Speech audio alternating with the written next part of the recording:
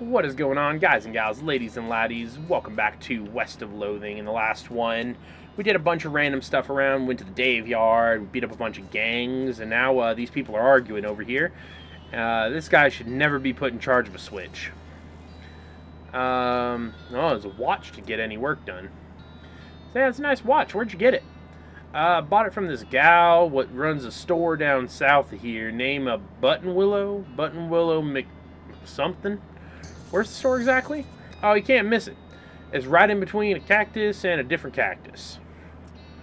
Button Willow McKittrick's store. Thanks. Don't mention it. Mention it. Sure. Don't mention it.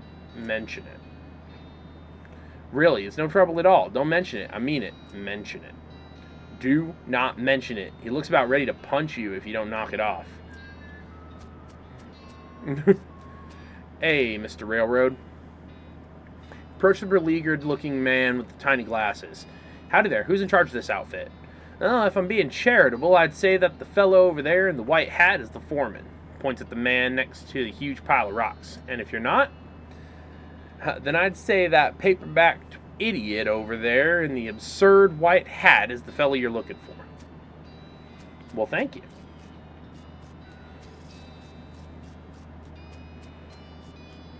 Can I get on it?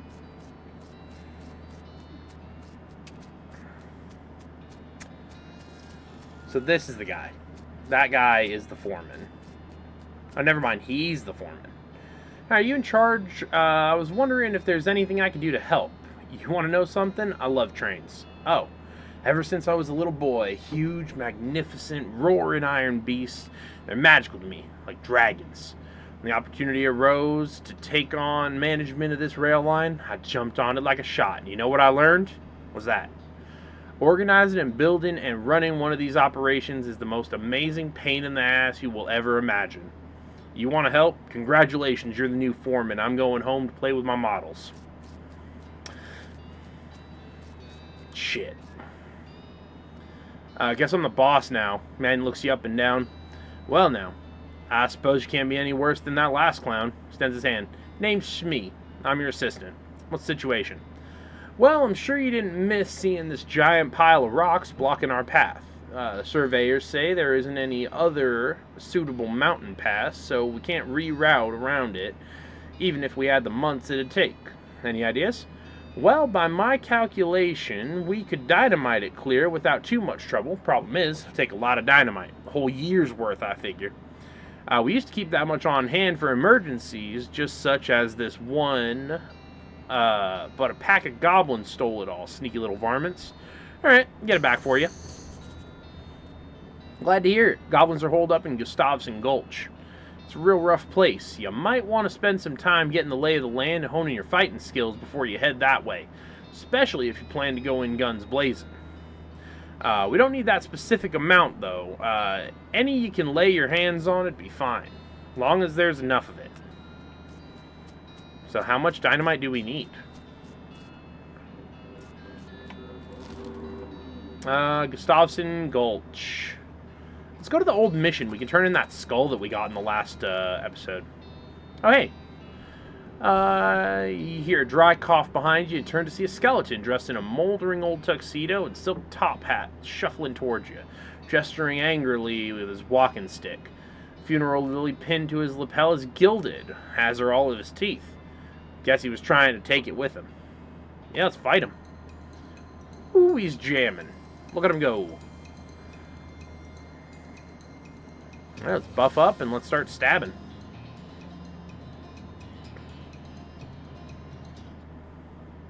Perfect. Gilded lily, skeleton bone, and 4 gold teeth. And Alice was able to study the undead a little more. Let's go into the mission. There's a nun. Only reason I can tell it's a nun is because of her habit. Oh my goodness. What's wrong, sister? They came back. They just came back and took them. I couldn't stop them. Whoa, slow down, okay? What happened? Our holy relics. The saints just stormed up out of the catacombs and took them back. Well, I didn't know. Wow, I didn't know what to do. I thought maybe they'd fire me if I tried to stop them. Cardinal will be here any minute. What am I going to do? To start with, take a deep breath and try to calm down, okay? What's your name? I'm Sister Mary. Of course you're Sister Mary. My name's Dove. Now, what's this about saints? Our mission is to protect 3 sacred relics. I'm the relic keeper. It's my specific job to look after them.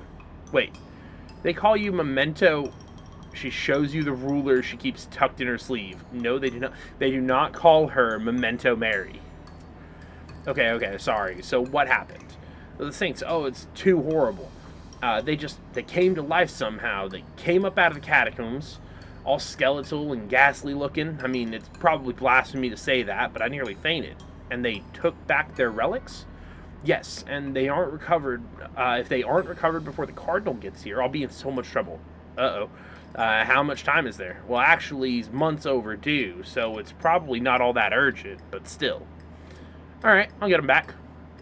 Oh, thank you. Thank you so much. Oh, wait a second. You gonna have to fight them to get the relics back? Because that's probably blasphemous, too. I mean, probably, but if black magic brought them back to life, that's, like, super blasphemous, so it evens out, right? Oh, dear, the Cardinal's gonna want to have a very long talk about this, but go ahead and do what you must, I suppose. Okay. Finger bone, a pelvis, and a skull. Pew, pew, pew. Hey, what are you doing? Good luck down there. What am I looking for? It's empty. Take the gold tooth. Kick over the pyramid. Kick over the pyramid. Oh gosh, nope, that seems terrible. Yep, nope, we're leaving. Ooh, angry level 2. Plus, what was the negatives? Gets higher than 2. Okay. We're not going to kick over the skulls. We're going to avoid that. Gilded Lily. No, because I have the Sheriff's badge. Skull's twitching in an unnerving fashion. I guess there's no way it could be twitching that wouldn't be unnerving. This is a little more reasonable.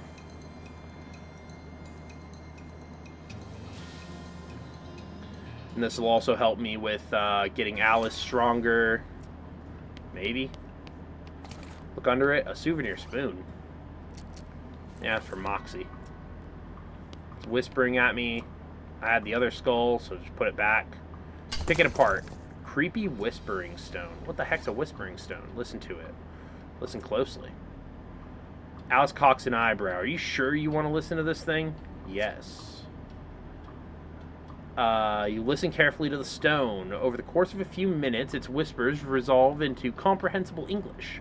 The stuff the stone is whispering turns out to be pretty boring. It's mostly just trivia about the geology of Tennessee, meaningless to you unless you're planning on a spelunking trip soon. Oh well, at least you can understand the accent now. You got a perk. Appalachian Skull Whispering. Cool. Whisper to him. You whisper some ancient words of appeasement to the bones, and they settle down a bit. There's a plaque.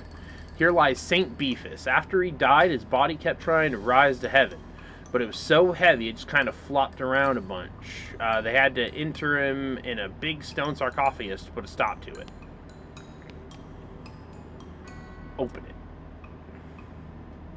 The skeleton inside. Holy crap, his bones are huge. Fortunately, he appears to be asleep. Let sleeping giant skeletons lie. Yeah, leave him alone. Remains of some dark ritual. This stuff looks like it was abandoned weeks ago. Saint Cortado. She was drawn and quartered by heretics, and then the quarter that had her head on it was beheaded. The dismemberment was so effective that nobody was able to get her body to stay together even after she was just bones.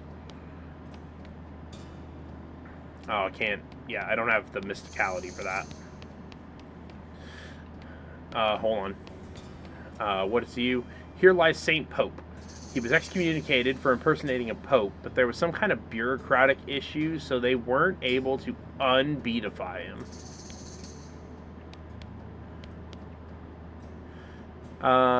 Saint Pope stands beatifically behind the dais. He just keeps doing his Pope gestures, ignoring you. How can someone look so smug without even having a face? The longer you watch him, the more he gets on your nerves. Insult him. You unleash a torrent of insults that would make a sailor blush, and a sailor's mother ashamed of a sailor. St. Pope's eyes narrow. Looks like you finally managed to make him mad enough to fight you. Yeah, fight him. Why not?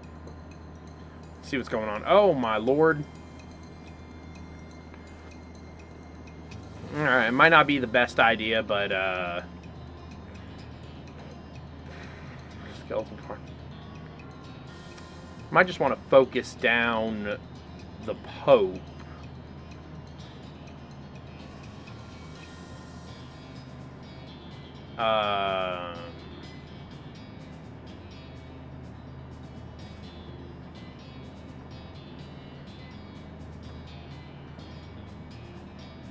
Oh my gosh.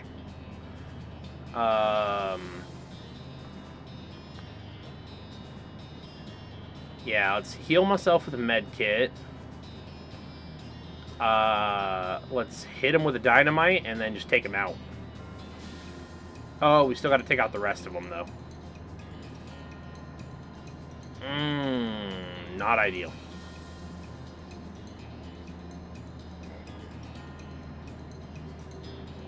Okay, let's heal up. And let's go for this guy. And then we need her to heal me.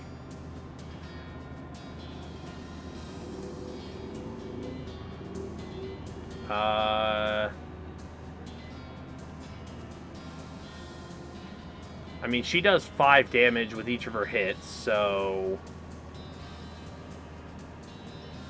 Let me heal myself again. And I'll hit this guy.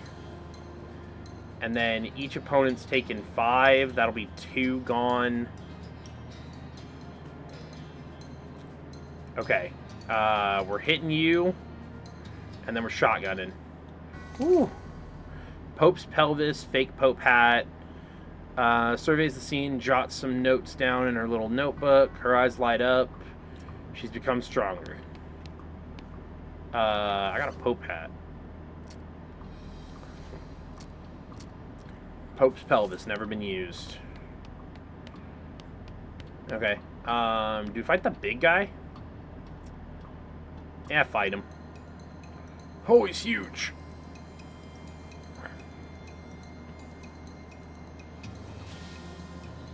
St. Beefus.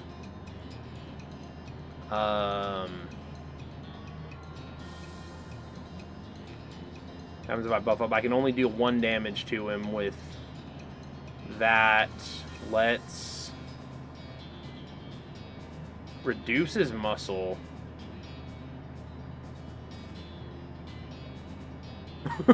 Okay. Apparently we have the ability to insta-kill a skeleton, and that worked on him. St. Beefus' finger and St. Beefus' thigh. Sure. Oh my god. Yes. Do I have anything that's going to get my mysticality up high enough? I need, like, 2 mysticality. Anything that'll mysticality me?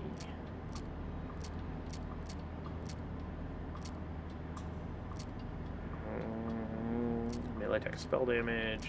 Crowbar pry open. +1 mysticality. Wait, there was something just now that I saw that it... Alright, I'll drink some whiskey. And then I'll eat this turnip. And that should... Perfect. It's just high enough that I can put you back together. Pretty sure you got the bones assembled. Fight them. Nope, at the very last minute, the bones fly apart again. Seems like all you accomplished was making them angry.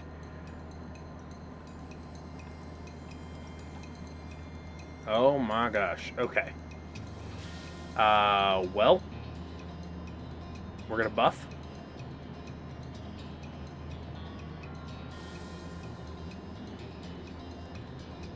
And we're gonna start swinging. And she's just gonna start insta-killing skeletons. Okay. Smash them, and then destroy skeleton. Okay. Let's... This one. And then destroy that skeleton.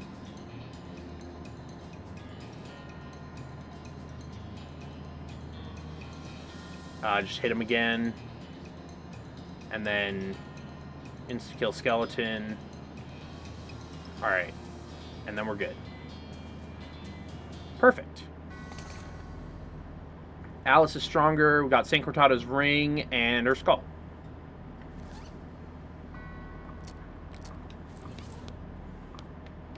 And I'm down with just having the skull. Can I Appalachian skulls speak into these guys? Nah. Let's not mess with them anymore. Turn the skull, pelvis, and the finger bone. You've recovered all of the relics. Oh, praise be. Thank you. Glad to have helped, sister. I must reward you for your efforts, though. We don't have much, but you might find these pants handy. One of our old priests left them behind. There's some kneeling pants. Ooh, extra muscle. What kind of pants am I wearing right now? Pants. 1 armor. Kneeling pants give me 3 muscle. I'll take the extra muscle, just because that is, like, what I'm going for. So that looks like the mission done.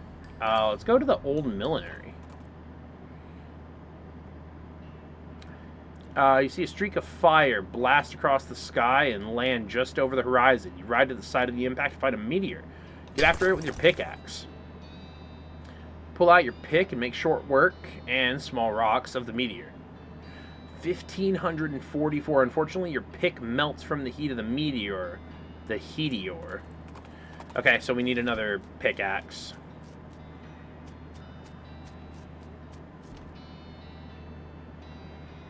You walk into the millinery and find 5 bandits lounging around on big piles of half-made hats.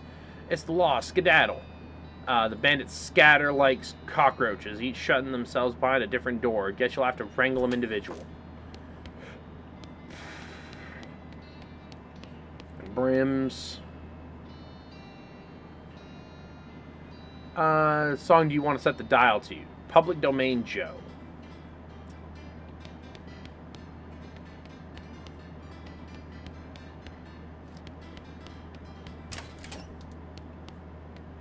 Hey, this hat's whistling. J'accuse. Arrested. Alright, next one.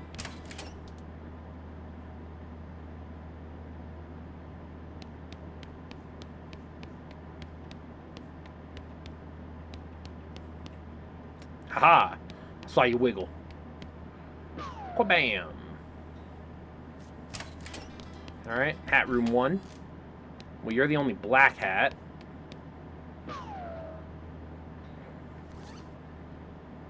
Stardust. Alright, room number 3.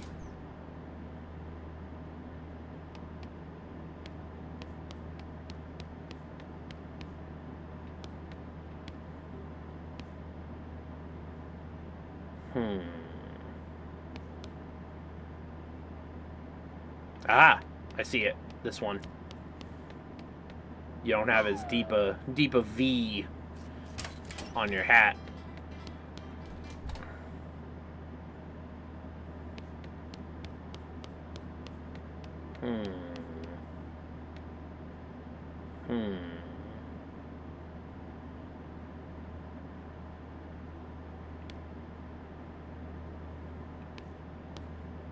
Is there any obvious difference to any of these hats? Not that I can tell. Maybe if I set it to a different song. My old public domain hub. I still need a needle for that. It's room 4, right? Part of some weird kind of hat you'd never wear.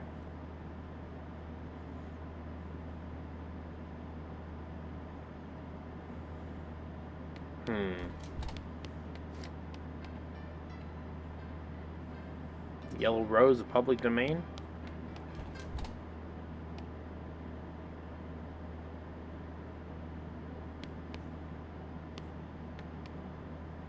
JQ's one of them. Oh, I got shot. Oh, and they all got loose. Oh, gosh dang it. Get that one. Get him out of here. Number 2.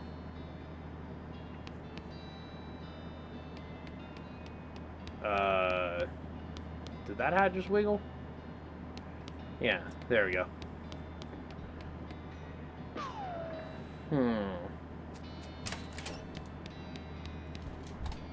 Next one.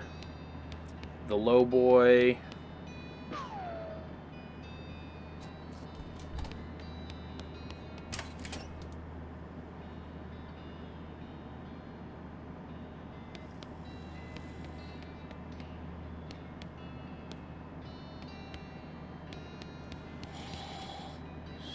Oh, he's sleeping.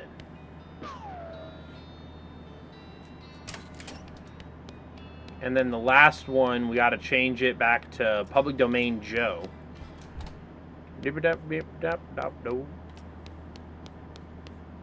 Boom. There we go. Deal with them. Turn them in. Where'd you find them? That old millinery? Yep. Of course. You know, bandits would be a lot harder to find if they didn't keep picking such thematic hideouts for some reason. Anyway, here's your reward. Alright, leave. No, I said leave. Get out of here. Oh, what was that? The Gherkin brothers. Kidnapping, brining kidnapping victims, and attempted sale of human flesh for consumption. Headed for the old abandoned pickle factory. Can't let these dastardly criminals escape justice. Wouldn't be kosher. Yep. Indeed, and this is the, the Potemkin gang. Dirtwater Mercantile. I'm pretty sure you were where the, you got a pickaxe? No.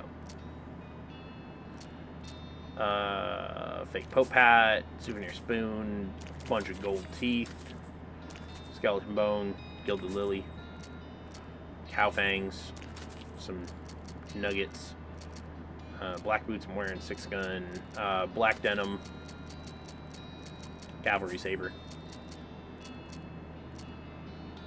Alright.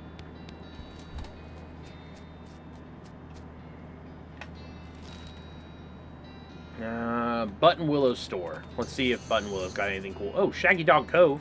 Let's go there. That sounds cool. Go hang out with the Shaggy Dog. I don't have foraging, so... So what's this? Black bolt to the cave wall. Read it. Record of the events of the expedition to and into Shaggy Dog Cave, November 1887, as recorded by Jim Plackwright.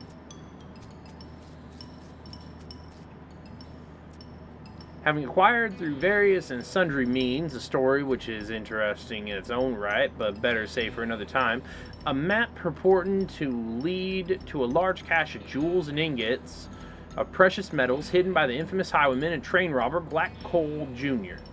in the years before the cows came home. I, Jim Plackwright, along with 3 compatriots, these being Nathan Wyman, Cyrus Howard, and Douglas Watts, set out to find Shaggy Dog Cave and the aforementioned treasure. Our equipment and provisions consisted of 1 cart and a horse to pull it, 4 additional horses to be ridden, 2 shovels, a spade, a mining pick, a large coil of rope, 1 large basket of eggs, as well as an assortment of other trail provisions and cookware.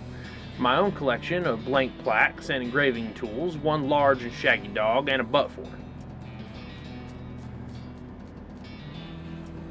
After traveling for 2.5 days to the south and east, we arrived at a small town named Dirtwater, largest settlement in the vicinity of Shaggy Dog Cave.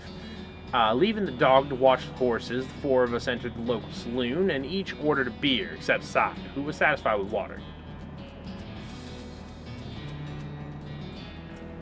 Barman provided our drinks as requested and then withdrew a small wooden box from underneath the bar, asking us if we'd care to witness something real interesting. Considering that we still had quite a few hours left to travel, we politely declined and asked him if he knew the way to Shaggy Dog Cave. He replied that he had never been there personally, but gave us rough directions, which correlated nicely with the notes on our map. Upon leaving the saloon, we discovered to our dismay that some unknown villain had tampered with our wagon. Fortunately, the only supplies missing were the butt for and the entire basket of eggs, apart from one that Doug had concealed within a pocket for safekeeping. We also discovered that the dog had absconded with one of the horses, forcing Nate and Cy, after a drawing of lots, to share. After acquiring a barrel of fresh water for the trip, as well as a replacement butt for, we headed out into the open desert. The sun shone down mercilessly upon us, though we took small solace in the fact that it would have been far more intolerable had we made this expedition during the summer months rather than November. In order to pass the time on the trip and resist becoming dazed from the heat susceptible to desert mirages, we exchanged stories of our youth, which I will not be retelling here for reasons of length. However, I will relate to you 3 odd occurrences that happened to us during our trek through the desert. First was 2 or 3 hours out of Dirtwater, when Nate noticed a glint of sunlight upon a metallic object partially buried in the sand. This was revealed to be a brass oil lamp of foreign design and manufacture, which fortuitously still contained a quantity of oil. Deciding this might come in handy, we stashed it in the wagon with our other tools.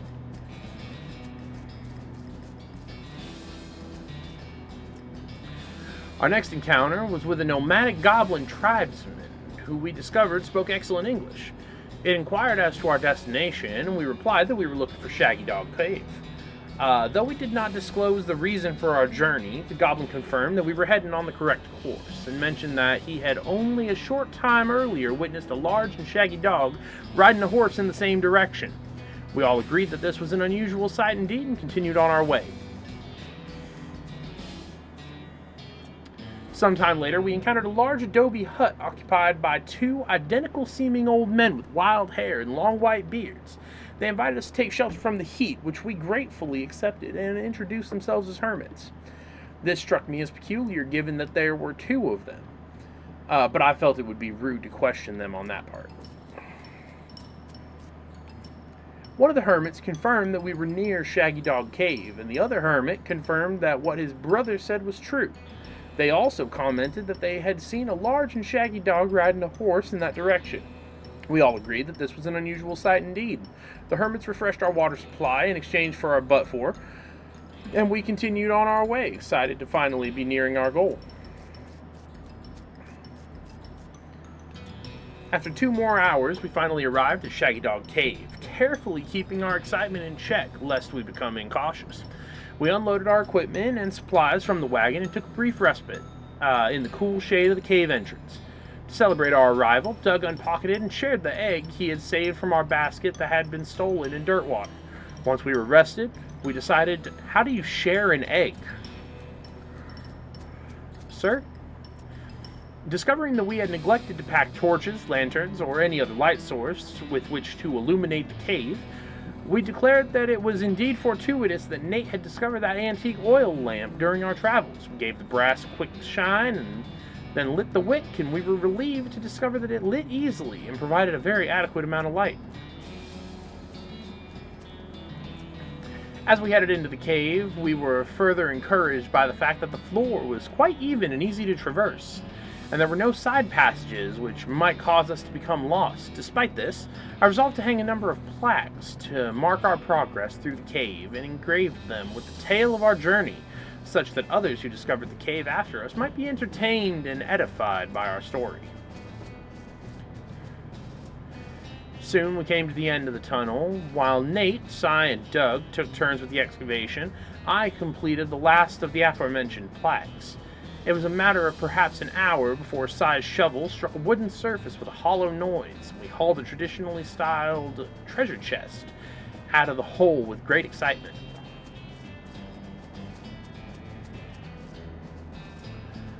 The chest was locked with an ancient and rusting iron padlock, which broke easily from a single swing of our pickaxe.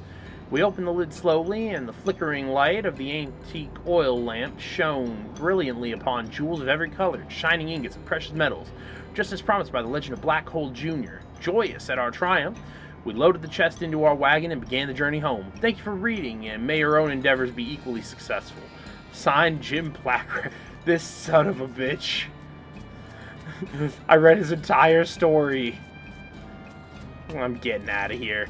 Anyways, I'm gonna call it there. I just read an entire little story about how a guy actually found the treasure and it wasn't some they died in the past.